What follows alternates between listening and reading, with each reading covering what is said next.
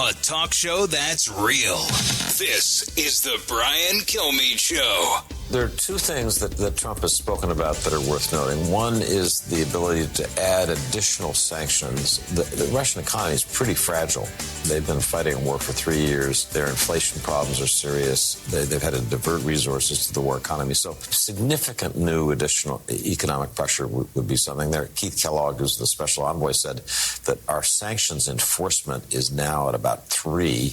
The sanctions may be at 8, but the enforcement's at 3. Well, you could move that up to 8 and have some real effect. And the second thing I just would note, Trump has talked from the beginning about bringing China in as, in effect, a co-guarantor of this settlement in Ukraine. If China, believing it's in its interest that this war end, I'm not sure China does think that, but if it decided that was so, China could, I think, nudge Putin towards making concessions he's not now ready to.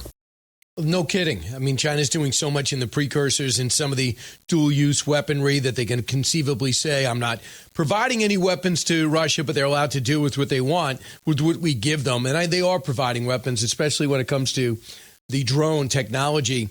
And right now, they like the fact that the West is all focused on Europe to a degree. They love the fact that they're able to buy oil from Iran despite the sanctions at a discount rate. They love the fact that they can be anti-Israel by providing all these weaponry to Israel's enemies, Hezbollah, Hamas, and Iran. And they want people distracted, and they desperately don't want the West to pivot towards the Pacific. Joining us now is Joel Rosenberg, editor-in-chief of all Israel News, and All Arab News, president and CEO of Near East Media, and author of the new book, The Beijing Betrayal. Joel, welcome back. Brian, it's great to be with you. Thank you for having me on. Do you think China wants the Russian war to end?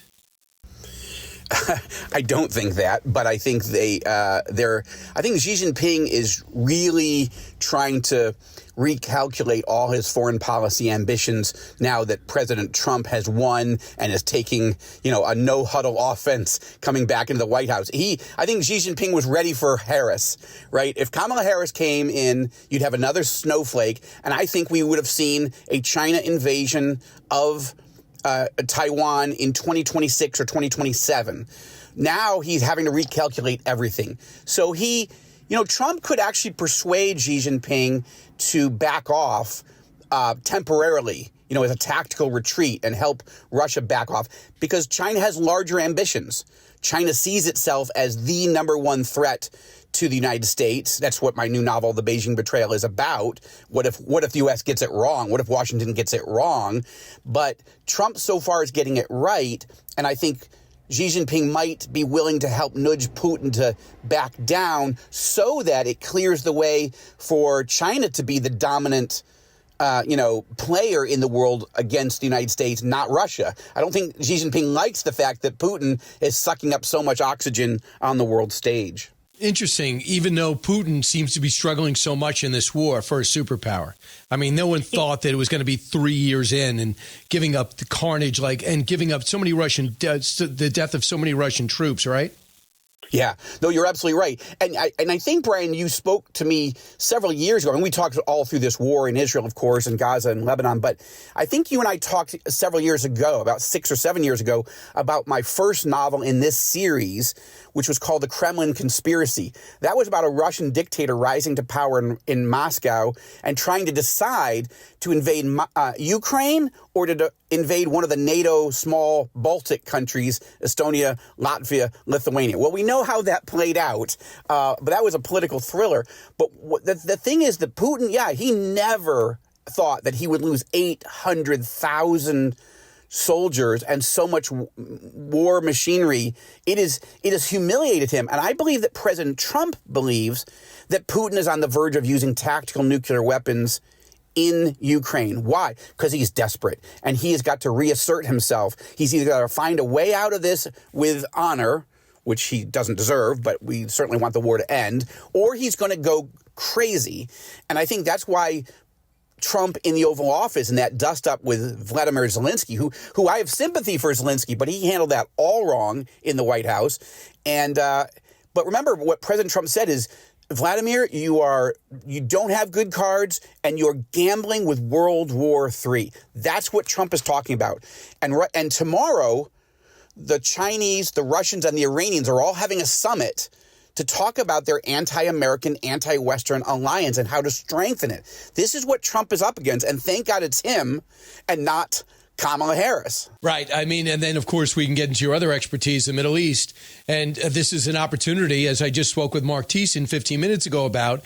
Right now, Iran has never been so susceptible, so vulnerable. Their bodyguards have been decimated in Hezbollah and Hamas, and their pathway through Syria has been stopped through an enemy regime in that awful country. It's hard to know who's worse, but they are anti-Iran.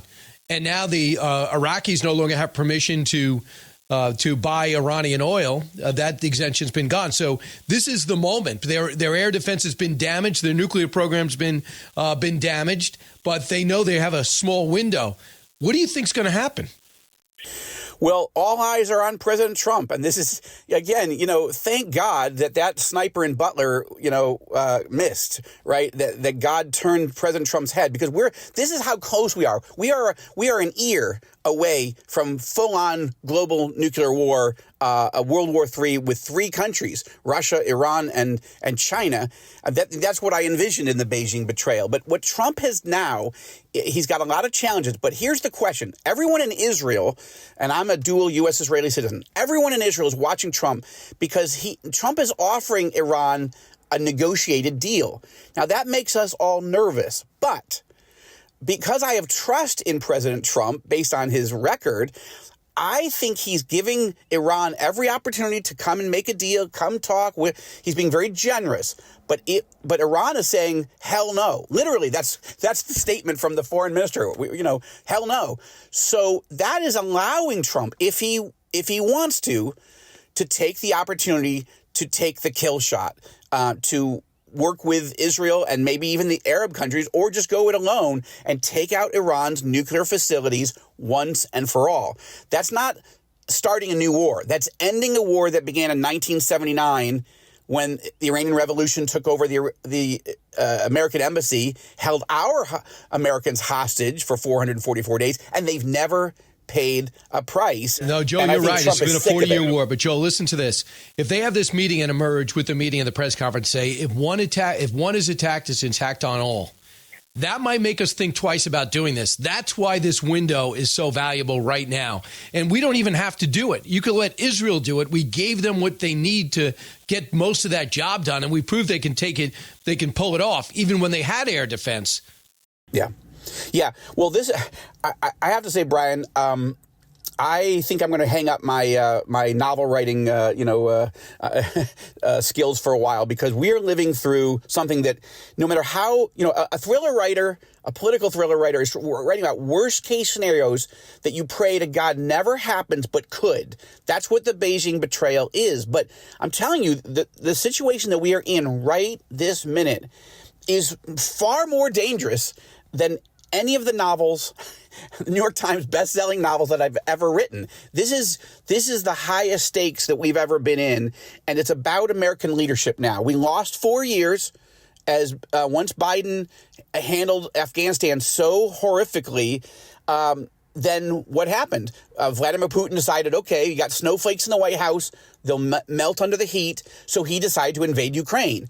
And Iran decided, okay, the time to attack Israel from 7 directions, it's on. The only person that didn't move, as I said on Fox News Sunday with Shannon the other day, is the only person that didn't move is Xi Jinping. Because I think he was caught off guard how weak the United States really was. And I don't think he was really ready quite yet to invade Taiwan. But now these three are pulling together, and we got to pray for our president and his senior leadership every day. This is not the movies. This is not the Beijing betrayal. This is real life, and it could go very dark very fast. So here's Lieutenant General Adrian Spain talking about what the U.S. Air Force is facing with China. It is also a fact that today's airmen will do so with the oldest airplanes, the smallest force, and with fewer monthly flying hours than at any point in our history. Airmen have and always will get the job done, but today they do so at elevated risk. Meanwhile, China's military forces are expanding and modernizing. Their nuclear modernization, long-range missile proliferation, and recent test flights of 2 sixth-gen aircraft is simply further evidence of the elevated threat in this strategic environment. So that's not good? That is not good. But, you got to love the president. President Trump is like, we're going to make the American military and the Navy and the Air Force great again, Brian. But the question is time. Biden and Harris cost us 4 critical strategic years. And Trump has every instinct is right. His policies are right. His team is fantastic. Obviously, your old buddy Pete Hegseth at Defense and Rubio at State and all the rest.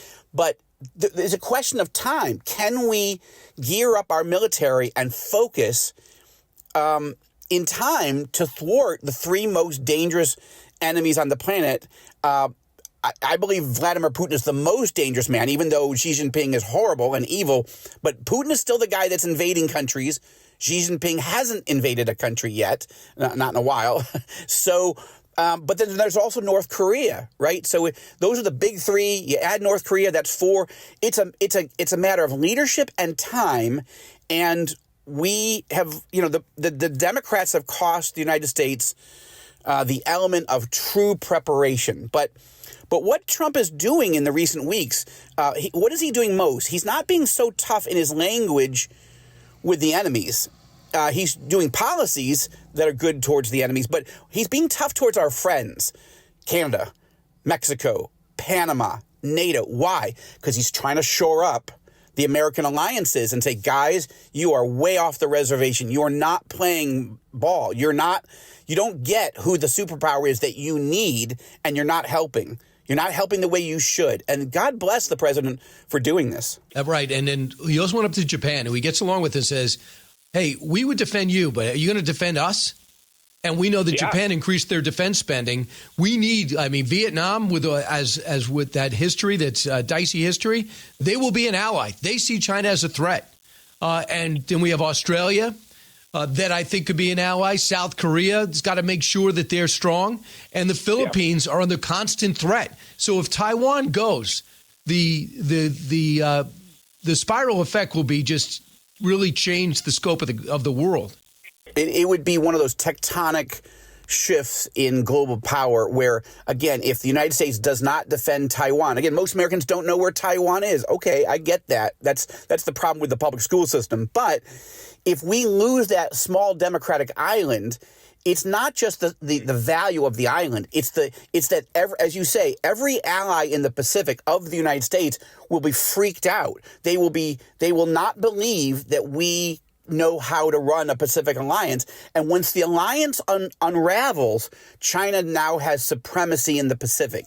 And this is why one of President Trump's most important appointments is a guy named Elbridge Colby, who is going to be, Lord willing, the Undersecretary of Defense under Hegseth for policy. And this is one of the great China experts of our time. And he is advising the president on how to strengthen the U.S. alliance in the Pacific, and he is warning Taiwan. As much as we love Taiwan, they are not spending enough on their own defense. They need to move from 3% of GDP.